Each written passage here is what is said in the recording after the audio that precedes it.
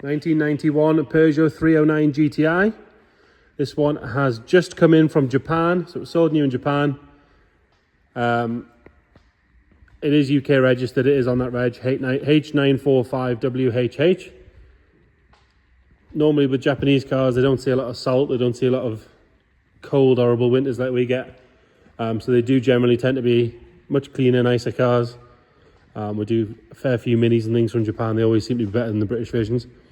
I'll pop the camera underneath as we go around so we can have a look. That's kind of the main benefit of your Japanese cars. Let's start by having a look at the bodywork.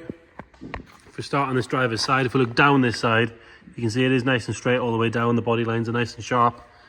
Front driver's wing, no marks at all to note on that. Inside the arch itself is sharp all the way around. You can see just how clean it is in there.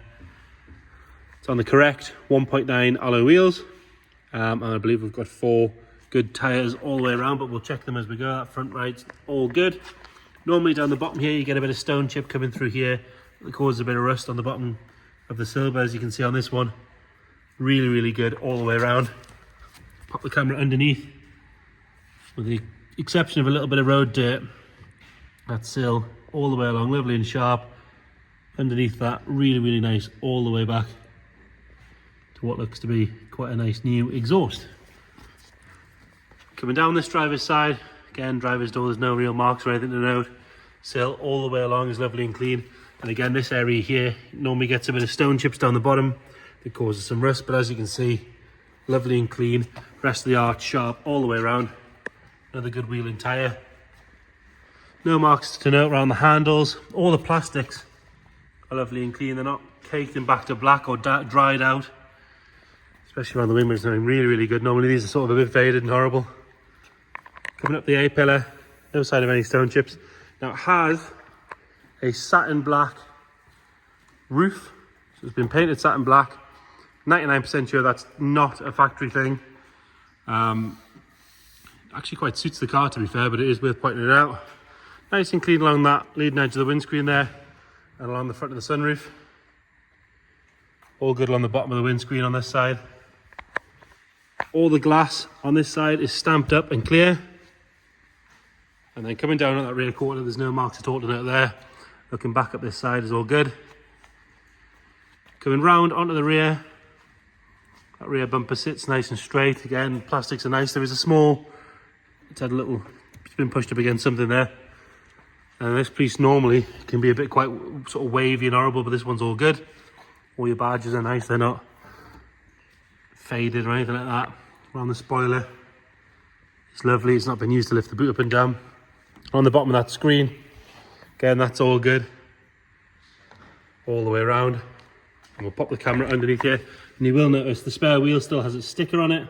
Exhaust is lovely and clean. We'll have a look at the boot floor from the top when we come round. Round on the passenger side. This seam on this side nice and clean. All good going up this side of the car. Again, that body line nice and sharp. Rear arch, nice and tidy. Makes for a boring video when there's not a lot to point out, but it does make for a very nice car. If you have a look underneath from here again, same story as the other side. Sills nice and sharp all the way along. Another good wheel and tyre on this side. Have another look at the roof from here. Roof's nice and straight.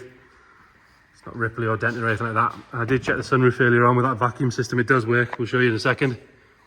All good coming up this passenger side. Again, the sill on this side is nice and tidy as well. There's a little scuff on the bottom of the plastics on the door there for being really picky. The paintwork on the side again, all good. And on the bottom of the windows is nice. Stamped up again. Not ingrained with scratching or anything like that. Inside the gutters are all clear. And then on this front arch, lovely and clean in there again. Nice and sharp all the way around. Another good wheel and tyre, especially down here. Normally this is sort of all stone chipped and flaky, but that's all good. Coming round on the front, headlights are all good. There's no stone chips at all on that lead edge of the bonnet or along the bottom section there. Grill's nice and tidy. We've got a small mark there again where it's been pushed into something. Rest of that bumper, lovely and tidy.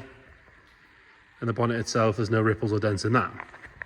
Going on to the interior, it has the blue cloth, which is quite an unusual trim. So it's still got the red accents. The door card's lovely and clean, as is this door shut.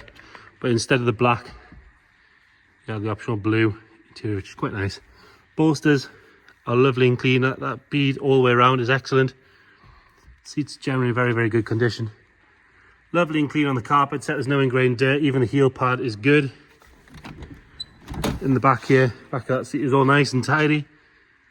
As are the rear bench. I appreciate it's quite dark on the camera there. But they don't look like they've had much use at all. Headlining, all lovely and tidy. Still got your sunroof visor there as well. No real wear on the steering wheel. It's on 61,000 kilometers, which is about 38,000 miles. We'll put the exact conversion in the description. On the top of the dash is all nice and tidy. All good down here. Now this is the automatic, so it's the 4-speed automatic. It's quite rare in the UK. I have driven it down the road actually, and to be fair, for an old automatic, it's really, really good. Sunroof wise, if you undo that and put it back, and then it will lock in place if you put that back up, but pull that back down. And that works, so quite often they can fail. This one's all good.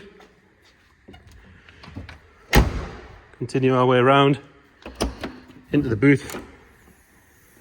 Again, the underside of the boot. Rams are a little bit soft. They will hold it, but they are a little bit soft. Nice and clean in the shuts and the underside of the boot lid.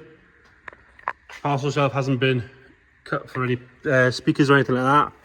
And then under the boot floor, so again, quite rare. You've got your Japanese stickers as opposed to the European stickers. Lovely and clean in there. No sign of any corrosion or anything coming through. And then into the front, nice and tidy on that door card, and this side's door shut.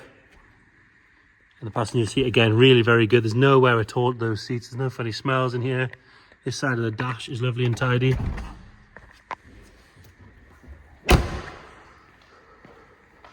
And then under the bonnet, you've got that 1.9 litre 4-cylinder engine. Like I said, I did take it down the road. That automatic gearbox is surprisingly good. Nice and clean on the inner wings there. Got your Japanese Peugeot stickers, which I think is really cool. All good in there. And again, it's been parked here for a little while. It's not dropping any fluids on the floor. Get it fired up.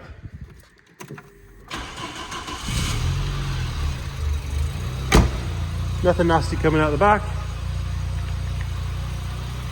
Check the warning lights. No warning lights or anything on the dash. It's ticking over nice and smooth. So there you have it. Peugeot 309, Japanese import, UK registered, ready to go. Any questions at all, please get in touch. Thank you.